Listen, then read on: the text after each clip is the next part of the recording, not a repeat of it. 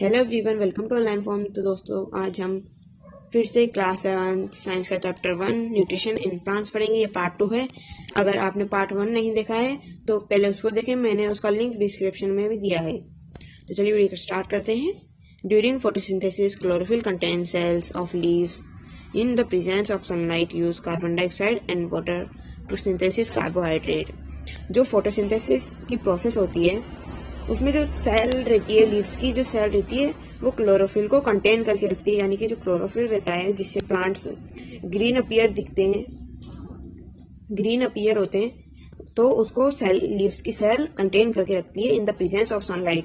जो सूर्य की रोशनी है उसकी प्रेजेंस में। Use carbon dioxide and water to synthesis carbohydrate. और जो प्लांट्स की सेल रहती है वो carbohydrate, carbon dioxide plus water को सिंथेसिस करते हैं। यानी कि जब कार्बन डाइऑक्साइड और प्लस वाटर सनलाइट की प्रेजेंस में मिलते हैं तो जो चीज बनती है वह क्या है? वह है carbohydrate plus water. The process can be represented in an equation. जो ये प्रोसेस है उसको एक इक्वेशन में दर्शाया है। Carbon dioxide plus water sunlight is equal to carbohydrate plus oxygen. तो आगे, during the process photosynthesis is release. जो प्रोसेस होती है फोटोसिंथेसिस की, उसमें ऑक्सीजन रिलीज होती है। The presence of starch in leaves indicate the occurrence of photosynthesis. जो लीव्स में जो स्टार्च मिलता है, स्टार्च अभी आएगा बाद में, है ना, उसकी एक्टिविटी भी आएगी कि उसको कैसे पता करेंगे। तो जो स्टार्च रहता है वो लीव्स में इंडिकेट करता है, यानी कि वो दर्शाता है कि लीव्स में अभी फोटोसिंथेसिस हो रही है। Starch is also a carbohydrate. जो स्टार्च रहता है वो भी एक कार्बोहाइड्रेट ही रहता है। Take two potted plant of the same kind, keep one in the dark और in a black box for 72 hours and the other in sunlight. यानी कि अपन को दो ऐसे गमले लेने जिनमें कोई से भी दो पौधे लग रहे हों। अब जब एक पौधे को तो हम डार्क रूम में रख देंगे जहाँ पे सूर्य की रोशनी पहुंच नहीं पाती हो, या फिर एक बॉक्स में रख देंगे काले कलर के, या फिर जिसमें सूर्य की रोशनी आ रही है उसको पैक कर देंगे फॉर 72 आवर्स। और जो दूसरा वाला पोटेड प्लांट है उसको हम सनलाइट में रखें, यानी कि सूर्य की रोशनी में, यानी कि खुले में रखें। तो perform iodine test with the leaves of both the plant as you did in class 6th। ये फॉर 72 आवर्स के लिए करना है। फिर उसके बाद कह रहा है कि जो आयोडीन टेस्ट है उनको दोनों जो पोटेड प्लांट है उनकी एक एक लीफ पे डाल के देखना। आयोडीन सॉल्यूशन रहता है, उसको जब डालेंगे तो ये हम पहले भी क्लास 6 में कर चुके हैं। तो उसमें मैं बताता हूँ कि जो यूनिट एक पोटेड प्लांट यहाँ है,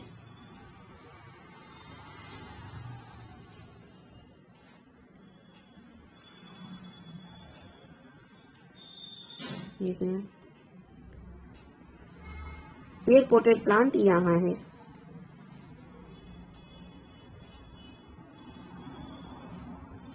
इसमें पत्तियां हैं और इसको हम पत्ते डार्क रूम में रख देंगे, या फिर कोई डिब्बे में पैक करके जहाँ पे सूर्य की रोशनी नहीं पहुंच पाती हो। और जो दूसरा पौधा है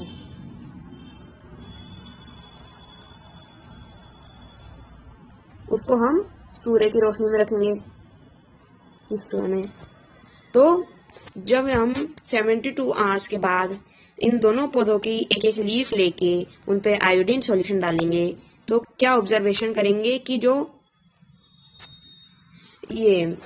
डार्क रूम वाला है उस पे जब हम आयोडीन सॉल्यूशन डालेंगे तो उसका कलर कुछ भी नहीं होएगा, और जब हम उसका कलर वैसे के वैसे ही रह जाएगा क्योंकि उसमें स्टार्च नहीं बन रहा, क्योंकि सनलाइट की प्रेजेंस में फोटोसिंथेसिस होती है और उसमें फोटोसिंथेसिस हो ही नहीं पा रही, इसलिए उसमें स्टार्च ही नहीं है। तो अब जब हम दूसरे यानी कि सनलाइट वाले पे डालेंगे, सनलाइट वाले पे, एक मिनट दोबारा से बताते हैं। इसकी एक लीफ ले ली अपन ने,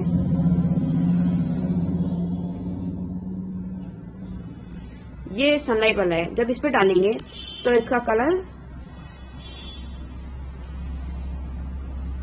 ब्लू ब्लैक हो जाएगा, यानी कि डार्क ब्लू हो जाएगा उस आयोडीन सॉल्यूशन का कलर। जब हम कोई भी सनलाइट वाली पत्ती पर डालेंगे तो उसका कलर डार्क ब्लू ब्लैक हो जाएगा। तो ये ऑब्जर्वेशन है, ये तो हमने पहले भी कर चुके हैं 6th क्लास में।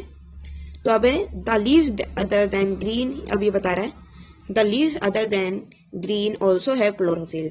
जो ऐसे नहीं है कि जो भी लीव्स है उनमें सिर्फ क्लोरोफिल तभी होएगा जब वह ग्रीन दिखेगी, ऐसा कुछ भी नहीं है, क्योंकि और भी लीव्स में क्लोरोफिल रहता है, लेकिन जो उनमें लार्जर अमाउंट रहता है, यानी कि अब जैसे कोई सा भी पेड़ है, ज्यादातर नीम ले लेते हैं अपन, नीम में जो कलर रहता है ग्रीन पत्ती में वो ज्यादा डार्क रहता है। अब जैसे और पत्तियों में अपन को येलो भी दिखेगा, कोई में ब्लू भी दिखेगा, वो इसलिए दिखता है क्योंकि जो येलो ब्लू है ये क्लोरोफिल जो है उससे ज्यादा कलर है, यानी कि क्लोरोफिल का तो ग्रीन आएगा लेकिन क्लोरोफिल से ज्यादा कलर वाला है, इसलिए वो हमको पत्तियां ऐसी दिखती है। The leaves other than green also have chlorophyll. The large amount of red, brown and other pigment mask the green color. जो और भी पिगमेंट रहते हैं, यानी कि जैसे ग्रीन हो गया, रेड हो गया, ब्राउन, जो ये वाले पिगमेंट रहते हैं ये एक तरह से उनके ऊपर आ जाते हैं, जो क्लोरोफिल है उसके ऊपर चढ़ जाते हैं, उनका एक मास्क बन जाते हैं एक तरह से। Photosynthesis take place in this leaves also. जो फोटोसिंथेसिस की प्रोसेस होती है वो इन लीव्स में भी होती है। You often see slimy green patches in ponds और स्टेगनेंट वाटर बॉडीज। आपने कभी ये नोटिस किया होगा कि जो तालाब रहते हैं, कोई गांव के लोग या फिर कोई वहां से बिलोंग करते होंगे तो वो तो इस बात को जानती होंगे कि जो तालाब रहते हैं उनके ऊपर ग्रीन ग्रीन सी एक वो आ जाती है, परत टाइप में आ जाती है, तो उसको हम एल्गा कहते हैं। Can you guess why algae are green in colour?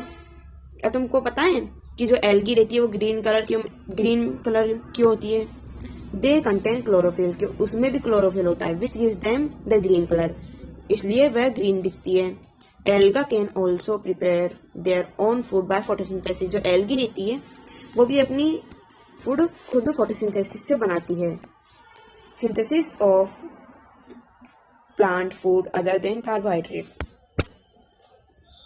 You have just learned that plant synthesis carbohydrate through the process of photosynthesis. तुम ये जानती होंगे कि ये जो फोटोसिंथेसिस रहती है इसमें कार्बोहाइड्रेट बनता है और ये ज्यादातर प्लांट करते हैं। The carbohydrate are made of carbon, hydrogen and oxygen. जो कार्बोहाइड्रेट रहता है वो 3 चीजों का बना रहता है, एक तो कार्बन का, हाइड्रोजन का और ऑक्सीजन का। These are used to synthesize other component of food such as proteins and fats. But protein and nitrogenous substance. Protein are nitrogenous substance which contain nitrogen. From where do the plants obtain nitrogen? तो हमने ये देखा होगा कि जो proteins रहते हैं ये तो नाइट्रोजन के सब्सटेंस है, नाइट्रोजेनियस सब्सटेंस है, फिर जो यानी कि वह नाइट्रोजन कंटेन करते हैं। अब हम ये सोचेंगे कि जो प्लांट्स है वो नाइट्रोजन कहाँ से मिलते हैं, क्योंकि जो वो तो लीव से तो सिर्फ कार्बन डाइऑक्साइड लेते हैं फोटोसिंथेसिस करने के लिए स्टोमेटा में से, तो वह नाइट्रोजन कहाँ से लेते हैं? Because the nitrogen in the present in evidence in gaseous form in the air. हम ये जानते हैं कि जो नाइट्रोजन रहती है उसकी वो भरपूर मात्रा में रहती है हमारे एटमॉस्फेयर में। However plant can not absorb nitrogen in this form. जो प्लांट रहते हैं वो नाइट्रोजन को इस फॉर्म में नहीं रहते। Soil has certain bacteria that convert gaseous nitrogen into a usual form and release it into the soil. जो अपनी सोइल रहती है उसमें भी कुछ ऐसे बैक्टीरिया रहते हैं जो कि नाइट्रोजन को कन्वर्ट करते हैं और उसको एक यूजेबल फॉर्म में कन्वर्ट कर देते हैं। These are absorbed by the plant along with water। जो ये जो यूजफुल सब्सटेंस, ये यूजफुल थिंग्स रहती है, यूजफुल चीजें रहती है, इनको जो प्लांट्स है वो अपनी रूट से जब पानी लेते हैं तो उसके साथ ही इनको भी ले लेते हैं। These are absorbed by the plant along with water. ये वाटर के साथ आ जाती है. Also you might have seen farmers adding fertilizer rich in nitrogen to the soil. और तुमने नोटिस किया होगा कि जो एनिमल्स वो किसान रहते हैं यानी कि फार्मर्स रहते हैं वो कुछ फर्टिलाइजर्स डालते हैं जो कि नाइट्रोजन में रिच होते हैं. In this way the plant fulfill their requirement of nitrogen along with the other constituents. जो रिक्वायरमेंट रहती है नाइट्रोजन की और अदर चीज़ों की वह प्लांट जमीन में से ले लेते हैं. Plant can then synthesis protein and vitamin और उसी से नाइट्रोजन से प्लांट प्रोटीन और विटामिन सिंथेसिस कर पाते हैं. Other mode of nutrition in plants. तो दोस्तों आज का वीडियो बस इतना ही. ये other modes of nutrition in plants हम अगली वीडियो में पढ़ेंगे. तो स्टे कनेक्टेड.